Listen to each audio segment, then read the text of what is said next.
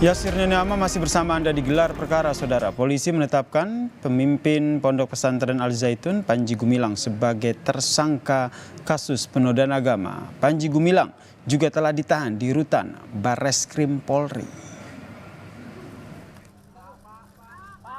Bareskrim Polri menahan pimpinan Pondok Pesantren Al Zaitun, Panji Gumilang, di rutan Bareskrim selama 20 hari ke depan. Sebelumnya pada Selasa malam, Panji telah ditetapkan sebagai tersangka kasus penodaan agama.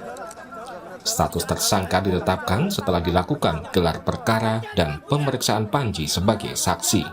Telah ditetapkannya Saudara PG sebagai tersangka pada tanggal 1 Agustus 2023, penyidik telah melakukan pemeriksaan Saudara PG sebagai tersangka.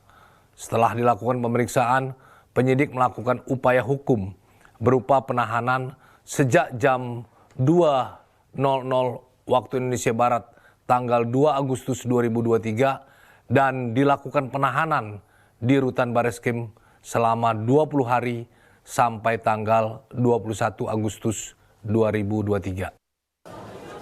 Sementara penasihat hukum Panji Gumilang menyebut ada kriminalisasi dan politisasi dalam kasus Panji Gumilang.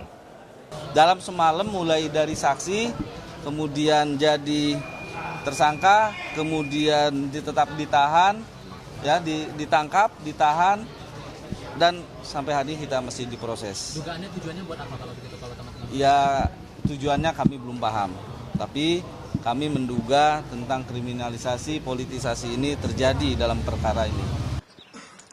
Menanggapi penetapan Panji Gumilang sebagai tersangka, Menko Polhukam Mahfud MD menyatakan tindakan polisi sudah tepat.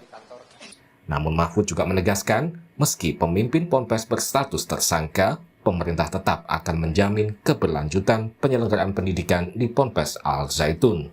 Penetapan tersangka Panji Gumilang, ya itu kan sudah saya katakan, penetapan tersangka itu hanya nunggu waktu. Polisi sudah cepat, ya. Polisi sudah cepat bekerja, tetapi memang masyarakat dan wartawan selalu bertanya kapan dan kapan.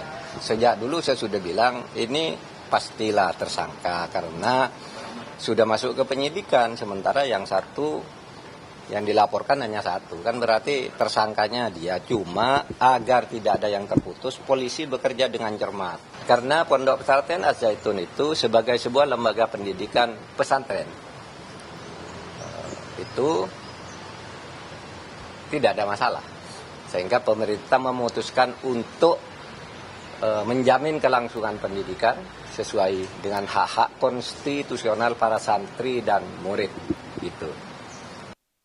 Kasus Panji Gumilang berawal dari munculnya berbagai unggahan di media sosial tentang praktik ibadah dan kegiatan di Al Zaitun yang memicu kontroversi. Sejumlah pihak kemudian melaporkan Panji Gumilang ke Bareskrim Polri terkait dugaan penodaan agama. Selain kasus dugaan penodaan agama, polisi saat ini juga mengusut dugaan tindak pidana pencucian uang yang melibatkan Panji Gumilang. PPATK sempat memblokir 256 rekening atas nama Panji Gumilang. Tim Liputan, Kompas TV.